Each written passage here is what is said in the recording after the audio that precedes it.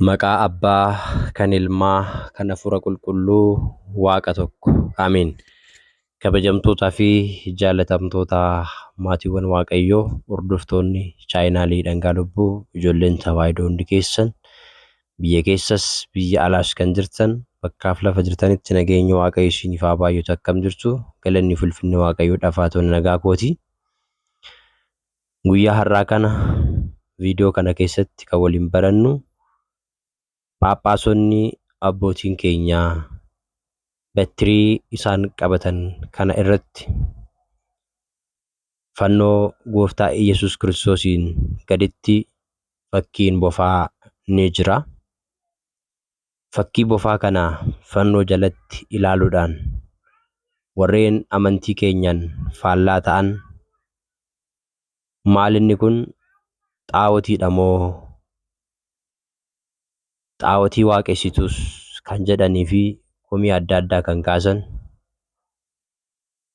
hordoftootuma mana kiristaanaa keenyas ta'anii maal inni kun kan jedhan waa'een fakkii kanaa kan isaaniif hin galle waan jiruufi yeroo adda addaattis gaafii waan dhiyeessaniif fannoodhaa gaditti fakkiin bofaa jiru kun ibsa guddaa kan qabuu fi hiika guddaa kan qabu malee xaawotii akka hin taane, waaqa tolfamaas akka hin taane, seenaa macaafa qulqulluutiin kan wal qabatu ta'uusaa fi ragaan isaa macaafa qulqulluu irra kan jiru ta'uusaa warreen waan kana balaaleffataniifis deebii akka ta'utti guyyaa irraa kana deebii isaa waliin ilaalla jechuudha. Seenaan kun seenaa saba Israa'eliin wal qabata jechuudha. Sabni Israa'el waggoota 430 biyya Gibxii keessa erga turaniin booda Waaqayyoon iyyannaa isaanii isaaniif dhagahee, boo'icha isaanii isaaniif dhagahee galaana Eertiraa Waaqayyoon karaa gaggeessaa saba Israa'el kan ta'e Museedhaan addaan isaanii kutee gaafa isaan beela'an mannaa samiidhaa isaanii buusee gaafa isaan dheebotan kattaa bishaan keessaa isaanii burqisiisee biyya Kaana'aan akka isaan galaniif yeroo isaan gaggeessee turetti naannawaa biyya Edoom yeroo gahan sabni Israa'el deebi'anii Waaqayyo irratti ka'an jechuudha. Isaanis akkana jedhan. Naannawaa biyya Edoom bira darbanii adeemuudhaa fi tulluu Hoorii ka'anii gara galaana diimaa dhaquu irraa ni bu'anii jedha macaafni qulqulluun. Garuu karaa irratti yommuu iddoo sana gahan obsanii dhabanii jedha. Isaanis akkana jedhan. Lafa onaa kanatti akka nuti dhufnuu fi biyya Gibxii keessaa nu baaftanii biddeenni iddoo kana hin jiru. Bishaanis as hin jiru. Nus nyaata waa'ee hin baafne kana ni jibbine jedhanii Waaqayyoo fi Musee irratti ni ka'anii jedha. Waaqayyo maannaa samiidhaa isaanii buusee osoo isaaniif laatu kattaa keessaa bishaan qulqulluu burqisiisee osoo isaan obaasuu duumessaan isaan golgee aduun akka isaan hin gubne osoo isaan tiksuu rakkoo fi dhiphinni akka isaan irra hin geenye ergamaa isaa qulqulluu Mikaa'eliin otoo isaan eeguu nyaata maannaa kana ni jibbine biddeenni as hin jiru biyya Gibxii bakka nagaatti jiraannu keessaa nu baaftan jedhanii Musee fi Waaqayyo irratti ni ka'anii jedha. Yeroo kana Waaqayyoon bofa hadhaa qabu yookiin ilkee qabu gidduu isaanitti ergee bofoonni kunis akka isaan iddan isaan taasise jedha. Sababa kanarraa kan ka'e bofti sun namoota hedduu ni idde, hedduun isaanis sababa iddaa bofaa kanaatiin kan dhuman ni jiru jechuudha.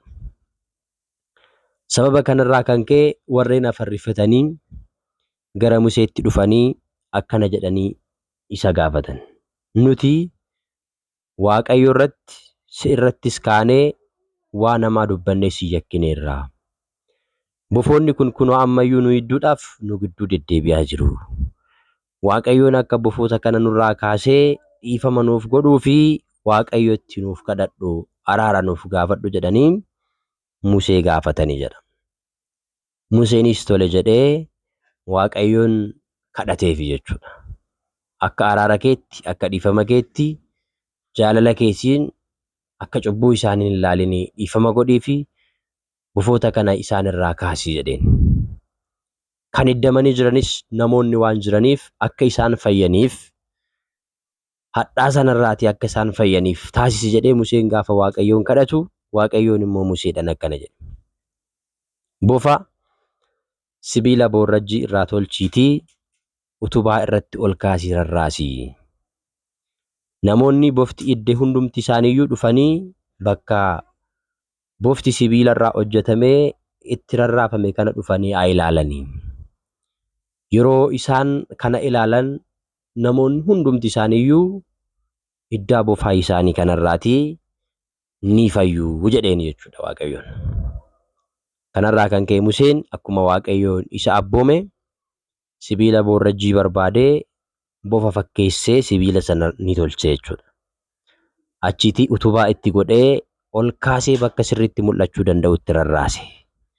Namoonni bofaan hiddaman hundumtuu gara bofa sibiilaan boorrajjiirraa hojjetamee kana dhufanii yeroo ilaalanitti dhibee isaanirraa hundumti isaaniiyyuu ni fayyanii jedha. Kanaaf seenaan kun seenaa saboonni Israa'el biyya Gibxi keessaa yommuu bahan sababa Waaqayyoo irratti ka'anii fi gungumanii fi Musee irratti ka'aniif adabbiin isaanii bofaan hin hiddamanii sababa immoo dhiifama gaafataniif Waaqayyoon akka isaan fayyisuu fi karaa Museetiin kana akka tolfamu ajajadha jechuudha. Har'as egaa Phaaphaasonni abbootiin keenyaa fakkeenya Museetii jechuudha. Taadaa Israa'elootaa fi nuun maaltu walitti fide jedhanii namoonni gaafa deebiin kun deebi'eef kan gunguman isin jiru jechuudha. Nuti saba Israa'elii miti. Saba Israa'elii fi nuun maaltu walitti fide maaltu tokko godhe kuni xaa'otiidha jedhanii kan gunguman ni jiru jechuudha. Akkas taanaan bar wanti sabni Israa'el raawwatan yookiin immoo fayyinni saba Israa'el nu in ilaallatu kan jettu immoo taanan macaafumti qulqulluun kun nu ilaallatu jechuudha. Namoonni akkana jedhanii morman seenaa saba Israa'el hin barbaannu.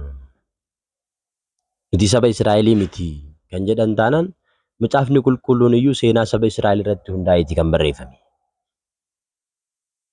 Kanaafuu wanti saba Israa'el ilaallatu hundinuu ilaallata. Sababiin isaa Israa'el jechuun saba Waaqayyoo jechuudha waan ta'eef. Kanaafuu namni kana mormu yoo jiraate macaafa qulqulluu mormuu isaati. Waa'een saba Israa'el immoo nuun in ilaallatu jechuun immoo ani amanaa miti saba Waaqaa miti shakkaadha jechuudha.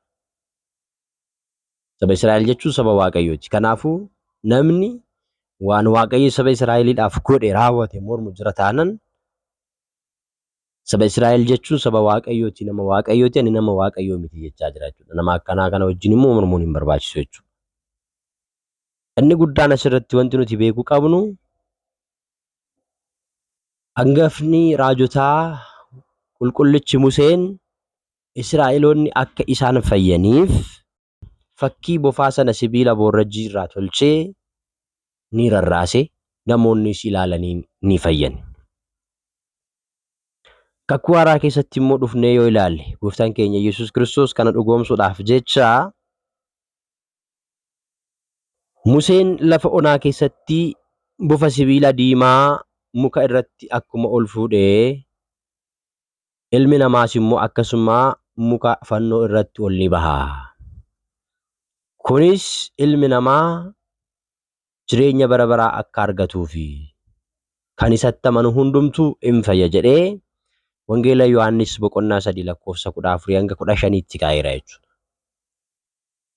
Museen seera lakkoofsaa boqonnaa 21 lakkoofsa 4 irraa kaanee gaafa dubbisnu fakkii bofaa sibiila irraa tolche sana ol kaasee rarraasee sabni Israa'el dhibee isaan irraa akka fayyan akkuma taasise gooftaan keenya Yesuus Kiristoos immoo dhibee cubbuudhaan dhufu dhibee yakkaan dhufu balleessaa keenyaan dhufe hunduma isaa ilkee isaa hunda buqqisee fayyina nu kennuudhaaf jecha qaraanioo irratti fannoo irratti fannifamee jechuudha. Fayyina nuuf laatee jechuudha. Fannoo jalattis immoo daabiloosiin hidhee bilisa nu baasee jechuudha. Daabiloos Addaamin dogoggorsiisuudhaaf bofarra bultee Addaamiin akkuma dogoggorsiiste. Gooftaan keenya Iyyasuus Kiristoos immoo Daabiloos fakkeenya bofaa kan ta'e yookiin immoo bultoosaa bofa kan taasifate ilmaan namaa Waaqayyo irraa addaan kan baase sana hidhee fayyina ilma namaadhaaf kenne. Fakkiin kun gaafa ilaaltan fannoodhaa gaditti fakkiin bofaa jira. Fannoo irratti kan fannifame gooftaa keenya Yesuus Kiristoosidha. Fannoo jalatti immoo kan hidhame guyyaa gaafa jimaataa sana Daabiloosidha. Fakkiin bofaa kun fakkeenya Daabiloos humna fannoo gooftaa keenya Yesuus Kiristoosin hidhamuu isaa kan agarsiisudha jechuudha. Gooftaan keenya Yesuus Kiristoos fannoo irratti fannifamee osoo jiru Daabiloos lubbuu isaa fuudhuudhaaf jecha gara isaatti dhaqee jedha macaafa qulqulluu irratti. Gaafa kana Waaqayyoon humna isaatiin fannoo jalatti hidhee aangoo isaa ni barbadeesse. Fayyinas ilmaan namaadhaaf kenne jedhee barreeffamee jira. Kanaaf kunis kan ibsu maali? Fakkii fannoodhaa gaditti fakkiin bofaa kun fakkeenya Daabiloos fannoodhaan Daabiloos hidhamuu isaa fannoo irratti kan fannifame immoo Kiristoos ta'uu isaa Phaaphaasonni immoo qabatanii deemuun isaanii fakkeenya Musee raajota yookiin immoo qulqulloota ta'uu isaati.